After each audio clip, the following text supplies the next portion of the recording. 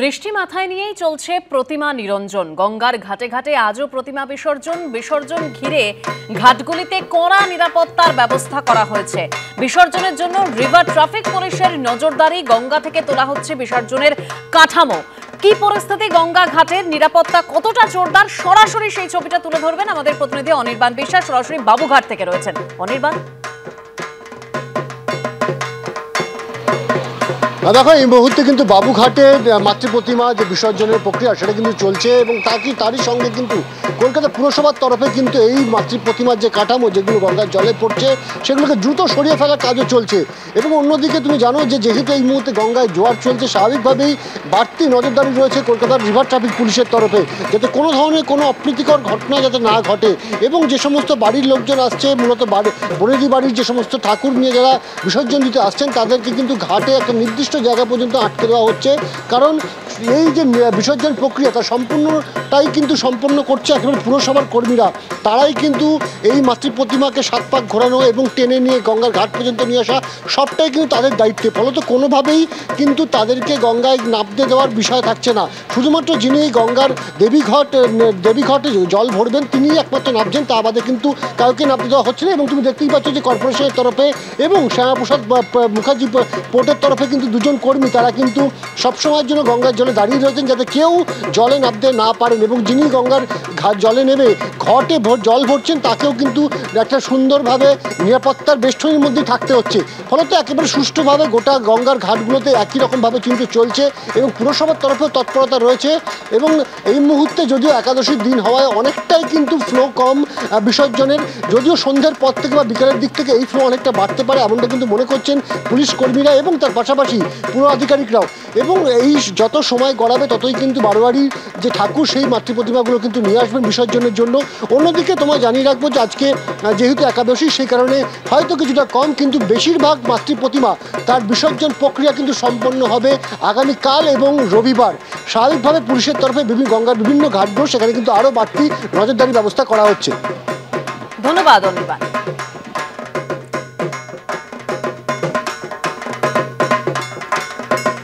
বাবুঘাটে বিসর্জনের ছবি আপনাদের সামনে প্রতি মুহূর্তে আমরা তুলে ধরবো। কিন্তু দেখুন, যখন আমরা পাহাড়ে যাই তখন টয় ট্রেনে ঘোরা বহু ভ্রমণ প্রেমীর স্বপ্ন থাকে।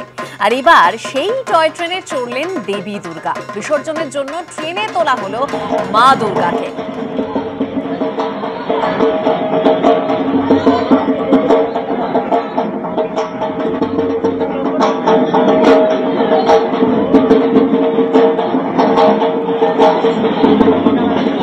দেখতে পাচ্ছেন টয় ট্রেনকে সাজিয়ে তোলা হয়েছে আর সেই টয় ট্রেনেই চড়লেন দেবী দুর্গা। বিসর্জনের জন্য ট্রেনে তোলা হলো মা দুর্গাকে। এক অভিনব উদ্যোগ, সুন্দর করে টয় ট্রেনটিকে সাজিয়ে তোলা হয়েছে, সেই ছবি আপনাদের সামনে তুলে ধরছি। 111 বছরে পা দিয়েছে দার্জিলিং এর নৃপেন্দ্র নারায়ণ বেঙ্গলি হিন্দু হলের পুজো।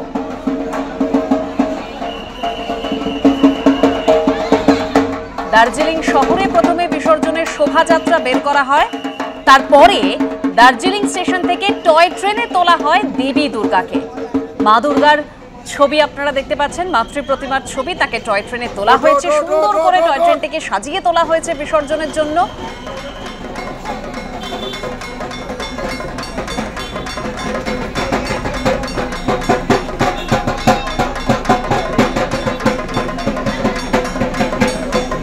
টয় ট্রেনের মধ্যেই ঢাকের তালে তালে নাচ।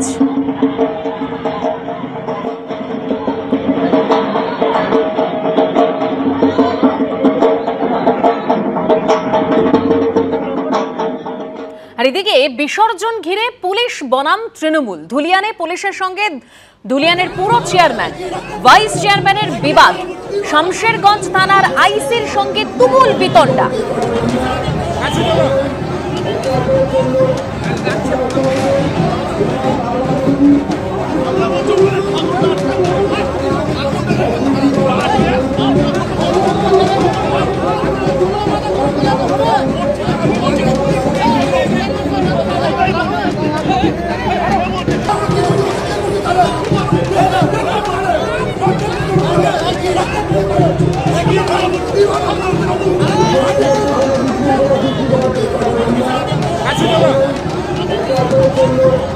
কাঞ্চনতলা গঙ্গা ঘাটে ভাসান ঘিরে এভাবেই পুলিশ তৃণমূল নেতার বিবাদ বাঁধে। যে ছবি আপনারা দেখতে পাচ্ছেন, এই ভাইরাল ভিডিও। বিবাদে জড়ালেন পুর চেয়ারম্যান ইনজামামুল ইসলাম, ভাইস চেয়ারম্যান সুমিত সাহা। প্রতিমা ঘাটে আসার পর একে একে বিসর্জনের প্রক্রিয়া চালাচ্ছিল পুলিশ। সব প্রতিমা আসার পর একসঙ্গে বিসর্জন করতে হবে দাবি করছেন চেয়ারম্যান। পুলিশ রাজি না হওয়ায় তুমুল বাকবিতণ্ডা।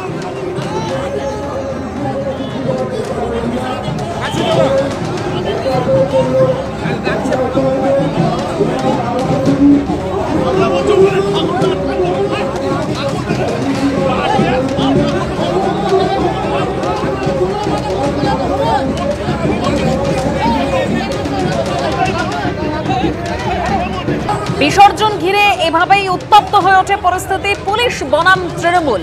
ধুলিয়ান পুরসভার চেয়ারম্যান ইনজামামুল ইসলাম কি বলেছেন শোনাবো। রাস্তায় গ্যাঞ্জাম, এই যে এটা নিয়ে, এসব নিয়ে একটু মানে দুটো কথা, বাকি অন্য কিছু না। ধুলিয়ান পৌরসভাতে কোনোদিনই প্রশাসন নিরঞ্জনের কাজ করে না, ধুলিয়ান পৌরসভায় করে। চেয়ার যেই ধুলিয়ান পৌরসভার দায়িত্বে থাকবে তারাই করেছে। সিসিটিভি ফুটেজ আছে ওখানে, ওখানে তো পুরোটাই পুরো এলাকাতে সিসিটিভি ফুটেজ লাগানো ছিল। আমার মুখের কথা আপনার মুখের কথা চলবে না, প্রমাণ সহ সিসিটিভি ফুটেজের কথা চলবে। গিয়ে কোনো হয়তো ও বলেছে আগে যাবো, ও বলছে পিছিয়ে যাবো না, এটা নিয়ে হয়তো রাস্তার মধ্যে হয়েছে, এইসব নিয়ে হয়েছে। আর এবার একটি সিসিটিভি ফুটেজ আপনাদের সামনে তুলে ধরবো, যেখানে দেখা যাচ্ছে সিভিক ভলান্টিয়ারের ইউনিফর্মে দেবী দুর্গার সোনার গয়না চুরি করা হচ্ছে। দেখছেন সেই সিসি ক্যামেরা ফুটেজ। এই ফুটেজ সামনে আসতে কুকীর্তি ফাঁস হয়ে যায়। 2 সিভিক ভলান্টিয়ার সহ 3 জনকে গ্রেপ্তার করা হয়। কোথাকার ঘটনা? মালদার গাজলের ঘটনা। মালদার গাজলের একলাখি গান্ধীমোড় সর্বজনীনের পুজোর গয়না অর্থাৎ মাতৃ প্রতিমার গয়না এভাবেই চুরি করা হয়েছে। সিভিক ভলান্টিয়ারের ইউনিফর্মে চুরি করা হয়েছে সোনার গয়না। গাজল থানার 2 সিভিক ভলান্টিয়ারকে গ্রেপ্তার করা হয়েছে পরে।